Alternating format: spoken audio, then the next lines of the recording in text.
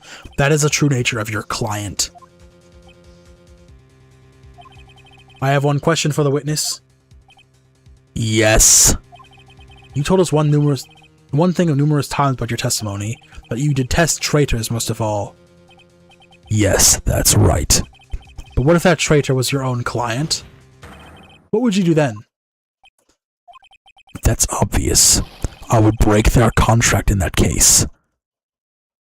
And then, that client would become my next target. For the honor of the particular name, even if it takes an eternity, I would follow that person to the ends of the earth, to my exact punishment.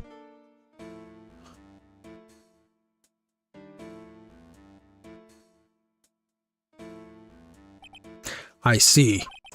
That's all I wanted to know. So the traitor becomes the killer's next target.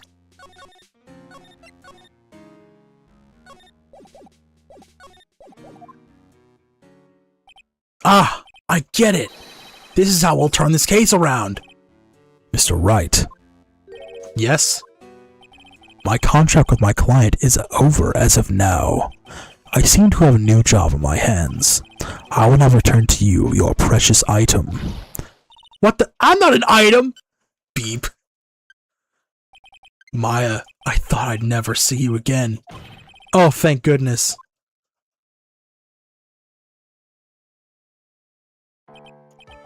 This trial appears to have come to its conclusion. However, I'm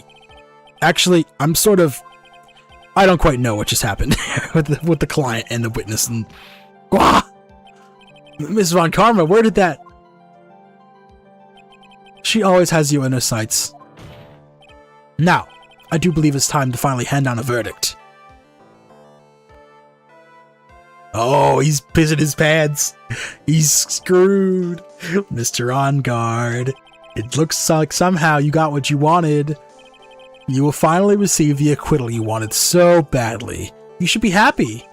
Before that, I would like to make one final statement. Sometime in the near future, one very betrayed assassin may appear before you. Needless to say, that man is very good at what he does. I'm sure you would understand what I mean if you watch this video. Help me. Now then, Your Honor, the verdict, if you please. Is that alright with you, Mr. Wright? We have finally reached the end of a very long battle. Whether he's convicted or acquitted, there is no escape for him now. Go on, Phoenix. Plead whichever way your heart tells you. Oh, really? Go ahead. Reap your I want to see if there's two things here. Save. Go ahead. All yours, big dog. You earned it. Congratulations, Mr. Matt On Guard. Please make sure to savor every moment of what little time you have left. Your Honor, as always, the defense pleads not guilty. God damn, very well. This court finds the defendant Matt On Guard. Hold. Oh, what? Please wait. What's the matter? If I get not guilty, I'll be killed. I'm no! Guilty. Oh, damn. As always, it looks like we have uncovered the real truth. I don't remember you helping out just on this. Mr. Edgeworth, how is Matt On Guard? I have left Mr. Karma in charge of his incarceration. I am sure he is getting a full course meal of whipped leather right about now. Very good. That was a close one, wasn't it, witness? Yes. I plan to pay my debt to society for my own crime, Your Honor. The first time I was called to the witness stand during this trial, all I felt was despair. She must be talking about the time Edgeworth really went after her. I guess she's trying to forgive him for what he did. This witness, how should I put this? She has an illness. If you're going to say you would choose death, that is of no concern to me.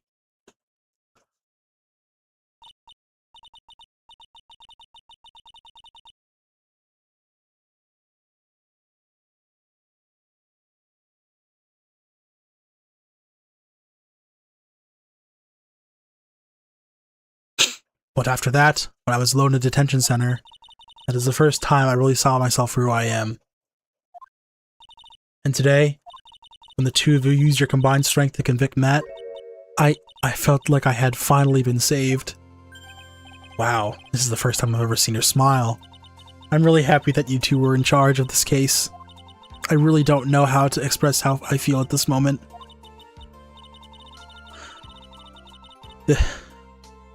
This is the first time I've ever felt comfortable myself with who I am. Thank you so much, everyone.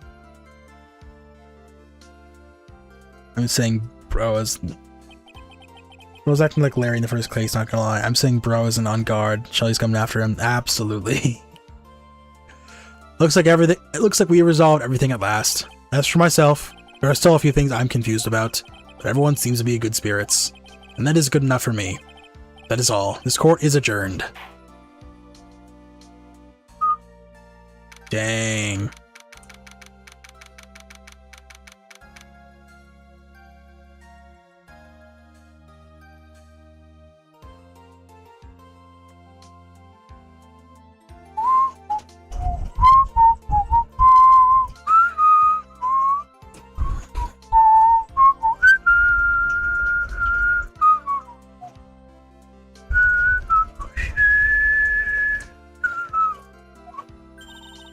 You were great out there, Phoenix. What I did out there was right, wasn't it? This is the first time you've gotten this is the first time you've not gotten your client off. You've got them a guilty verdict this time, but you have to look past all of that to what's really important. Now you realize that there is something more than just getting a not guilty, right? Yes, I understand now. Phoenix, think back for a second. Think to the moments before Miss Von Karma arrived with the final piece of evidence. Think about the incredible decision you had to make. Now then, Mr. Wright, let's hear the defense's final statements on this matter. I can't count on the evidence to help me anymore. I have to listen to my heart. Should I side with justice, or should I save Maya's life? My client, my on guard is he guilty or is he not guilty? Those were your choices then. And your answer spoke to what your little being a lawyer means to you. Right. Edgeworth. I have good news. Maya is now safe in police custody. Really? Oh, bye. You're telling us the truth, right, Mr. Edgeworth? Yes, she's quite safe. She is on her way here as we speak in the patrol car. Ah, Mr. Maya is safe! You did it! You really did it!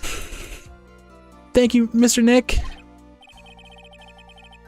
Ow, she punches deceptively hard for a kid.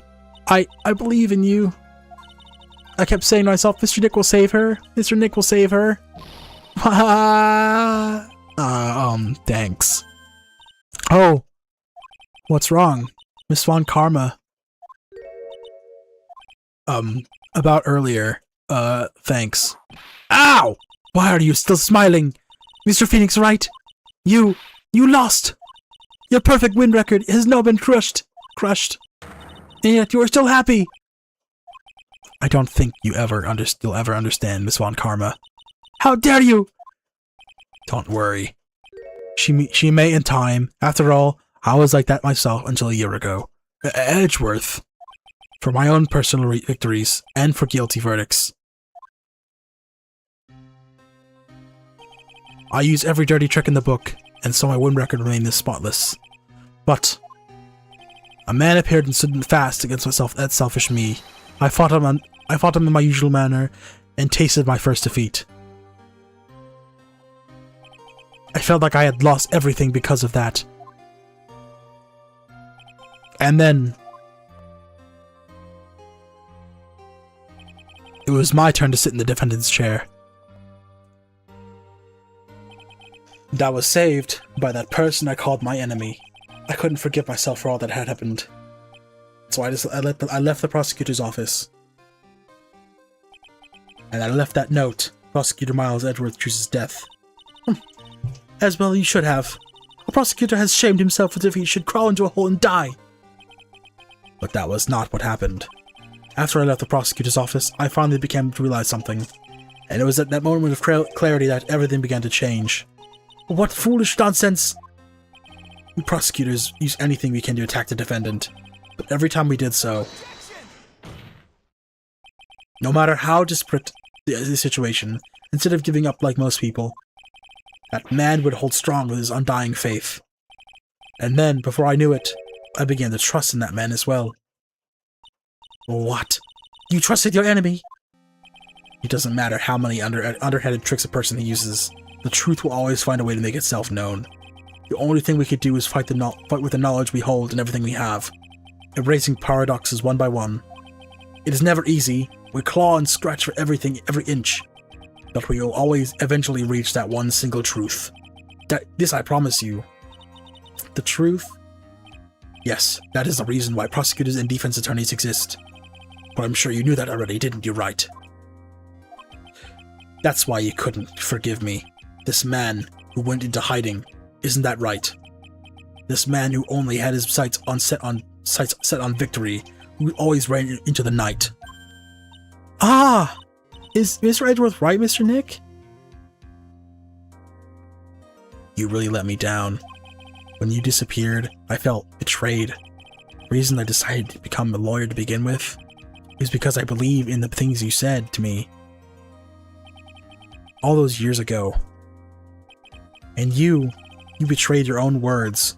That's why, 1 year ago, I made up my mind. I decided that the Miles Edgeworth I knew had died. At least, that's what I told myself. You pathetic fool! Miss Von Karma? I don't want to hear it from wretched whimpering from a disgraced loser. A Von Karma is someone who says to be perfect. Miles Edgeworth, you are no longer worthy. You are no longer worthy of being a Von Karma. And neither am I. It's over. It's all over. Francisca threw something on the ground just now. This is an electromagnetic receiver. Isn't that the thing she used to track Detective Gumshoe? I'll return to the precinct later. There's something else. A whip. Ah! Isn't that Miss Von Karma's whip?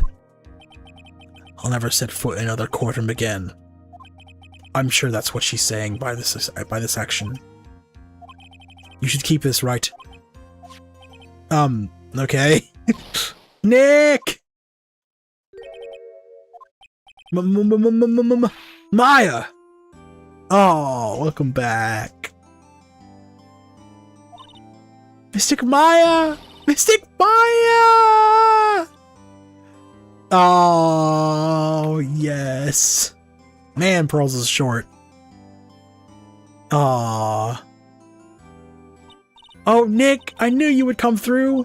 You got on guard convicted like I knew you would. And on top of that, you even rescued me. Well, of course I did.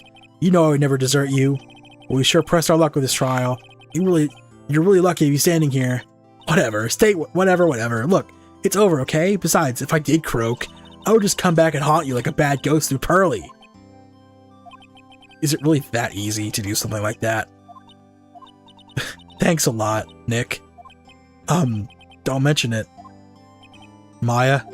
Oh, Mr. Edgeworth. I'm relieved you're alright. Hey, it looks like you've made some real progress, Mr. Edgeworth. Well, I suppose I'm a little different from I was a year ago. Heh. Oops, someone's hungry. Alright. I think it's time we got out of this depressing place. Huh? Where are we going? Food, Nick. Food. Grub. Chow. I'm starved. I'm so hungry I can... Even you look like a nice juicy burger on a bun to me, Nick. You think I look like a burger? A prime rib at least. Come with us, Mr. Edgeworth, please.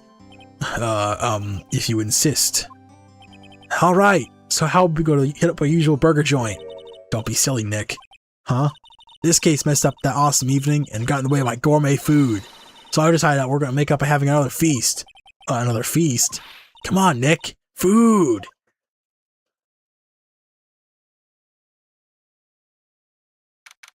March 23rd, 7:38 p.m. The Gatewater Hotel, hotel lobby. Oh, Gumshoe, look at your head. Hey, pal, sorry to keep you guys waiting. Gumshoe, are you alright? Yeah, but I'm really embarrassed. I didn't think I would hit a telephone pole of all things. Telephone pole? Then it wasn't a red light that got him? You did it again, city boy.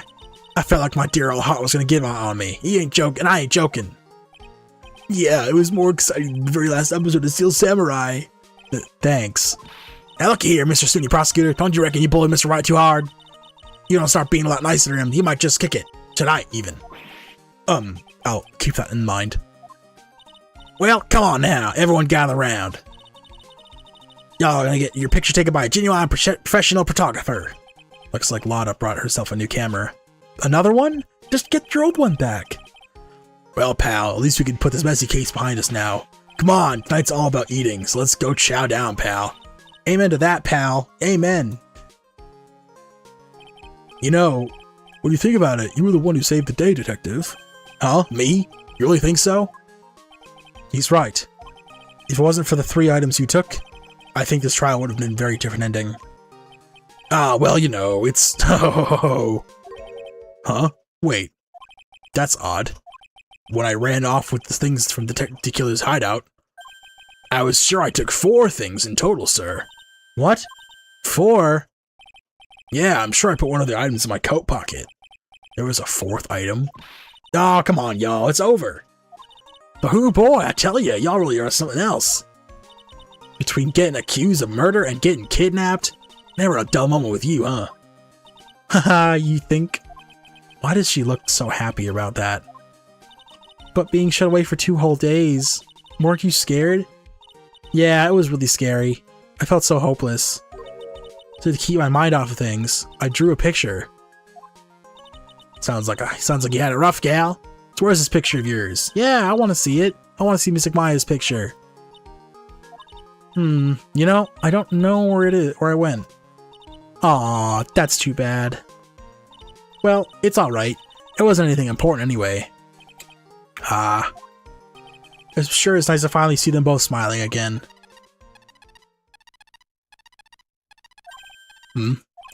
What is it, Edgeworth? This thing is picking up something up. Ah, that's Miss Von Karma's receiver. Ugh, thanks to her, I had the most awful experience of my life, sir. I can't believe she stuck a tracking device on me. That's odd. Even though you're standing right here, the tracking device seems to be in a different location. Oh, it's probably busted or something, sir. Well, it doesn't matter. I'm afraid it's about time for me to excuse myself. I still have some work to do. Huh? But Mr. Edgeworth, you didn't even eat anything yet. And you've eaten way too much, you glutton. I had fun tonight. Now if you'll excuse me. Wait. What? I just want to say thanks, Edgeworth. You really saved me out there. I didn't know it was my core record still. If anyone should be saying thanks, it should be me, right? I feel the words alone aren't enough for here. I wonder if there's anything I can give him to express how I think it's the whip. That's nothing else. It's the gun. Here's a strap. No, it's the gun. It's the whip. What's this? Thank you. It's all thanks to you two. You and her. You don't need to thank me. I was only doing my job. It looks like Mr. Edgeworth has left, Mr. Nick. Hey, Mr. Maya. Yes, Pearly? I guess you two can go back to being lovey-dovey, right? You and Mr. Nick, I mean? But Pearly! Would you cut it out already? You're embarrassing me! Anyway. So, who's paying for this lovely dinner party? As if you need to ask. Everyone say, thank you, Mr. Nick. Huh? Oh, yeah, I'm kinda at the point where I can't even buy instant noodles, pal. So, I already kind of put your name on the bill. Huh? Yeah, I got me a situation just like that myself. There's this camera shop in this hotel, you see. And I just bought myself this good old beauty here. It better be anyhow for 3,000. Oh, you stupid idiot. Huh? Actually, I reckon you bought it for me since it's on your tab and all. What? No! Isn't this great, Mr. Nick? Yeah, Nick. Why do I suddenly feel like screaming? Oh, you don't need to hold it back now, you hear? Yeah, pal, time to let it all out. This is going to be the first time I hear the real you. Go on, it's been a while since I heard you say it. I've been busy on being a hostage and all. Alright then, if you say so. Hey, that's justice for all.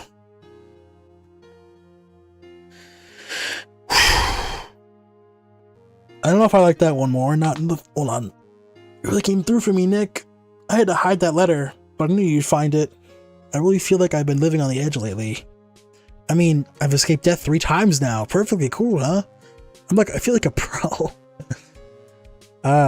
Would she be killed if she got arrested? Is that how that works? Come shoot my boy, that case made me cry. Absolutely, bro. I'm so happy that you can save Mystic Maya, Mr. Nick. And I'm so happy for the 2 of you. Oh, speaking of which, I think this hotel is a popular place for honeymooners. So I sort of made reservations for the 2 of you, just in case. What? Pearl, dude.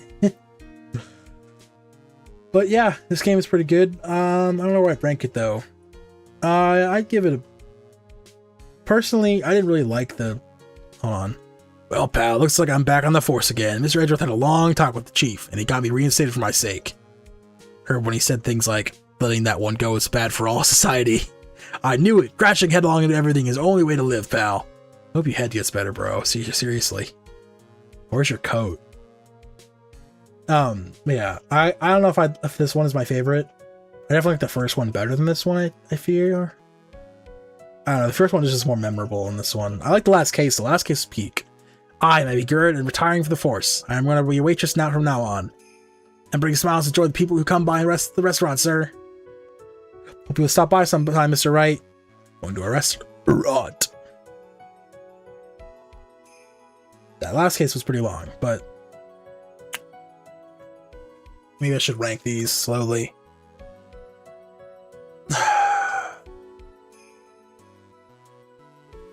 Here, I'll do this.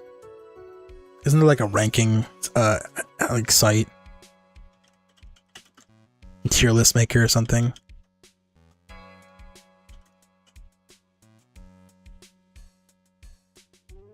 Yeah.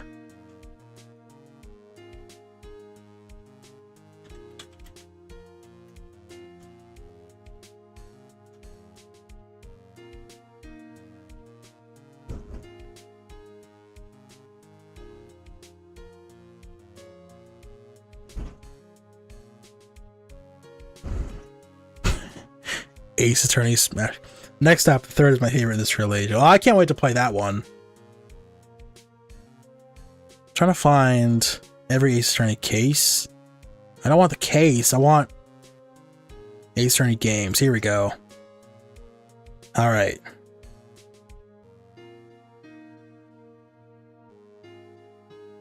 For real.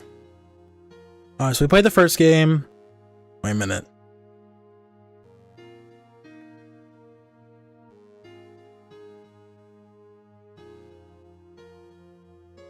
Oh, was it backwards?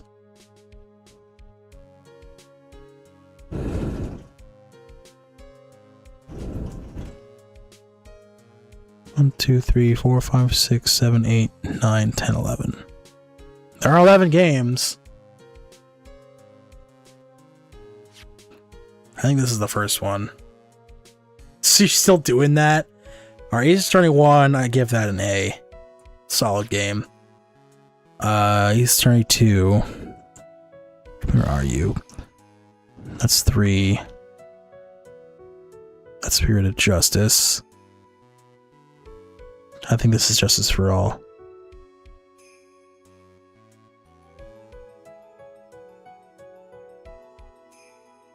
I think Justice for All gave it like a C. I think its final case brings it up. But like it's definitely, I don't think it's as good as Ace Attorney 1.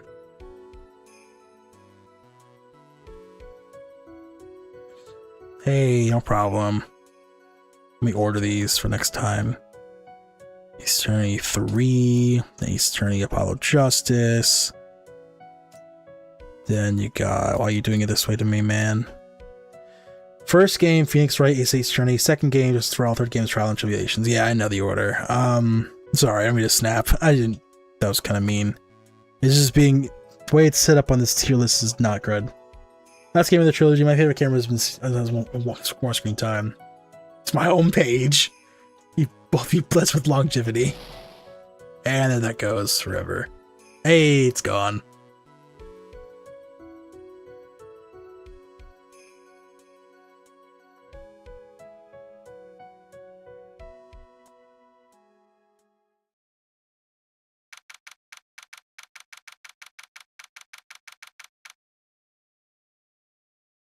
One, two, three.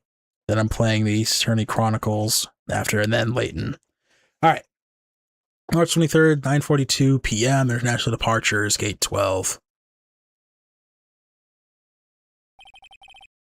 Where are you going, Franziska? How did you know I was here? With this. I heard you were planting things on a certain person. Things like tracking devices on his coat, for example. So that's just like you. I only pointed it there because he was always wearing it. This filthy drab coat of his. I don't know how it ended up in my luggage, but it's going in the trash, I promise you that. Oh, that's right. Speaking of that man, he told me something very interesting. When I ran off with the things from the killer's hideout, I was sure I took 4 things in total, sir. 4 things? It seems that he put the last one in his coat pocket. He put it in here. It doesn't matter anymore. The case is already over. What are you going to do now? That's none of your business. Are you running away? Shut up! You don't understand a thing. You can't possibly understand what it means to be Reverend Karma's daughter. Franziska. So many expectations from everyone around me. Expectations I must fulfill. I am expected to win no matter what. And failure?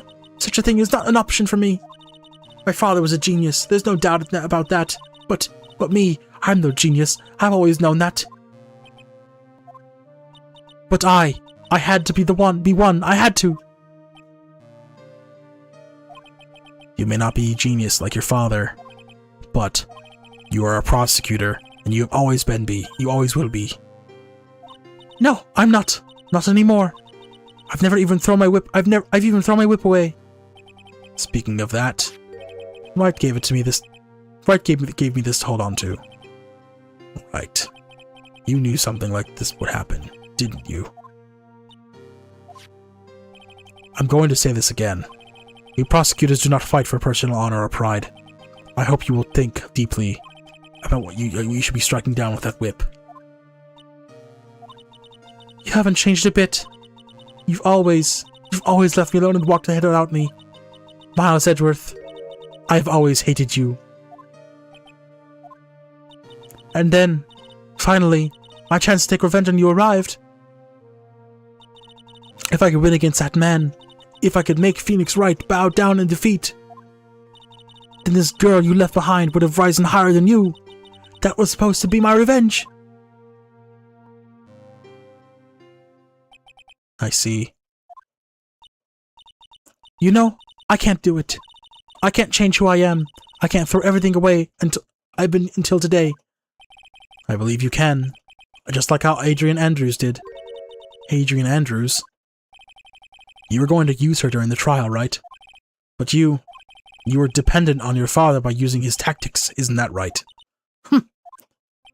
Today, you chased after me, after I left you behind all these years. And that's why we are standing here now, side by side. But I have no intention of stopping. If you say you are going to quit your walk down the prosecutor's path, then this is where we part ways, Franziska von Karma. Shit. I am Franziska von Karma. Don't think I'm going to walk in your shadow forever.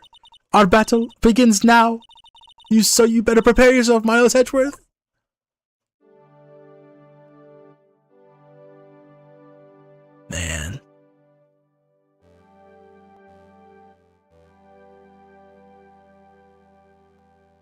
Phoenix Wright. One day, someday, I'm sure we'll meet again in battle. Until then, this last piece of evidence that never made it to you,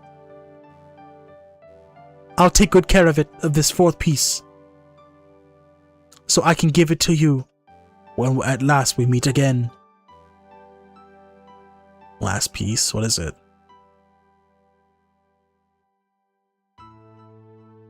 Nick. Oh, that's the drawing she was talking about. I see. Oh, that's cool.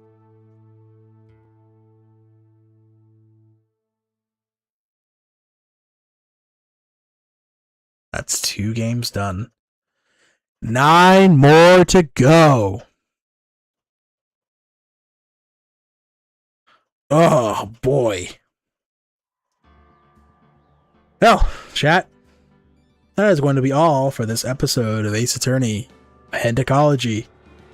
Next time, we will be starting... Wait, I know I yap a lot, but I want to give you an inspirational speech about Ace Attorney's lawyers before you log off. Alright, go ahead.